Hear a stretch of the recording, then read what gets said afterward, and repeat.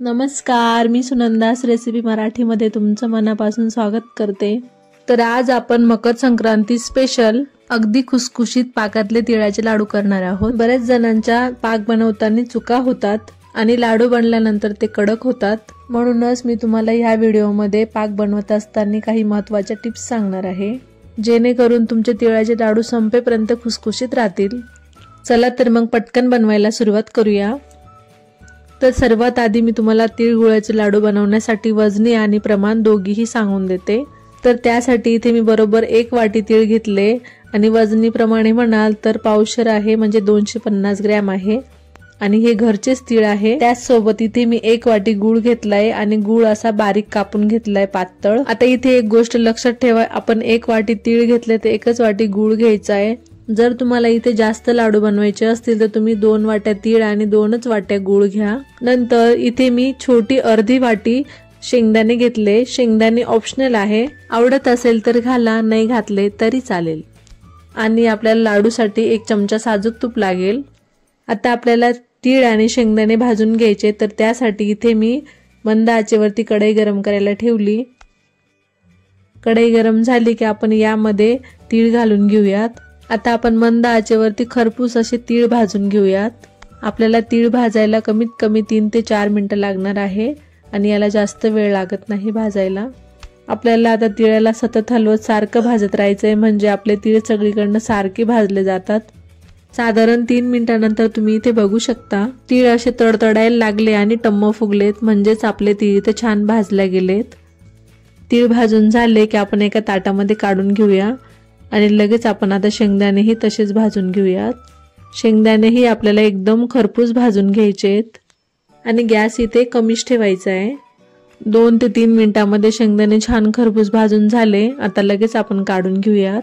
शेंगदाणे खूप गरम आहे, त्यामुळे आपल्याला 1 ते 2 मिनिटांसाठी आपल्याला थोडे थंड होऊन झाले की आपल्याला याचे सालं काढून घ्यायचेत आणि याला खलबत्त्यामध्ये असे जाडे मोठे कुटून घ्यायचेत। असे मी जाडसर कुटून घेतलेत। आता त्याच कढईमध्ये आपल्याला 1 चमचा साजूक तूप घालायचं आणि गॅस इथे कमीच ठेवायचा आहे। तूप विरघळल्यानंतर यामध्ये गूळ घालायचा आहे। आता यामध्ये 1 चमचा पाणी घालायचं आहे। पाणी घातल्याने गूळ लवकर विरघळायला मदत होते आणि करपतही नाही। आता आपल्याला गूळ विरघळेपर्यंत मंद आचेवरती सतत हलवत राहायचंय। 1 मिनिटभरातच आपला गूळ पूर्णपणे विरघळलेला आहे। आता आपल्याला गुळाचा पाक करायचा आहे, त्यामुळे आपल्याला 1 ते 2 मिनिटांसाठी गुळाला छान शिजू द्यायचंय। साधारण 2 मिनिटांनंतर आपण इथे आता चेक करून बघूया की आपला पाक झालेला आहे की नाही। तर त्यासाठी काय करायचं, आपल्याला एका प्लेटमध्ये पाणी घ्यायचं आणि त्यामध्ये गुळाचा पाक टाकून बघायचा आणि अशी गोळी हळूहळू जमा करत अशी हातावर घेऊन बघायची। हे बघा, अशी घट्टसर गोळी बनायला लागली की समजून घ्यायचं आपला इथे पाक रेडी झालाय। आणि इथे एक गोष्ट लक्षात ठेवा की यापेक्षा जास्त कडक गोळी बनली नाही पाहिजे, अशी नरमसरच गोळी पाहिजे। आता इथे आपल्याला गॅस बंद करायचा आणि यामध्ये भाजलेले तीळ आणि शेंगदाणे घालून घ्यायचे आणि मी भाजलेले शेंगदाणे तिळामध्ये मिक्स करून घेतले होते। आता पटपट आपल्याला हे तीळ पाकामध्ये व्यवस्थित मिक्स करून घ्यायचेत आणि लक्षात ठेवा ही कृती आपल्याला झटपट करायची आहे। आता हे बघा, हे मिश्रण छान एकजीव झालेलं आहे। तिळाचं मिश्रण थंड व्हायला नको म्हणून आपण एका कटोऱ्यामध्ये गरम उकळलेलं पाणी घेतलेलं आहे। आता त्यावरती आपल्याला ही कढई ठेवून घ्यायची आहे, म्हणजे आपलं मिश्रण थंड होणार नाही। आता काय करायचंय, लाडू बांधायच्या अगोदर एका कॅरी बॅग मध्ये बर्फ घेऊन आपल्या हाताला चोळून घ्यायचा आहे, म्हणजे आपले हात थंड होतील आणि मिश्रण आपल्या हाताला गरम लागणार नाही। आपल्याला जर एकसारखे लाडू बांधायचे तर आपल्याला असा गोल चमचा घेऊन त्यातलं मिश्रण चमचा भरून घ्यायचं आणि हातावर असं मिश्रण घेऊन असे गोल लाडू बनवून घ्यायचे। याने काय होईल, आपल्या तीळ गुळाच्या लाडूला एकसारखा आकार येईलच, पण हाताला चटकाही बसणार नाही। तर बघा इथे किती छान मस्त आपला तीळ गुळाचा लाडू बनलेला आहे। जर लाडू बनवत असताना हाताला मिश्रण चिटकत असेल तर हाताला थोडंसं तूप किंवा पाणी लावून घ्या, म्हणजे मग हाताला मिश्रण चिटकणार नाही।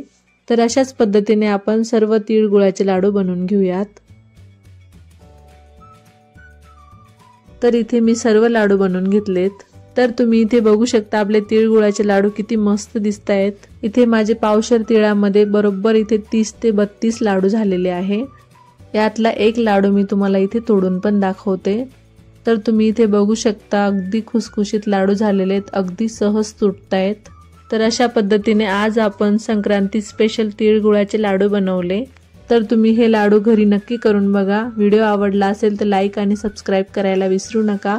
चला तर भेटूया अशा छानशा पुढच्या रेसिपीमध्ये।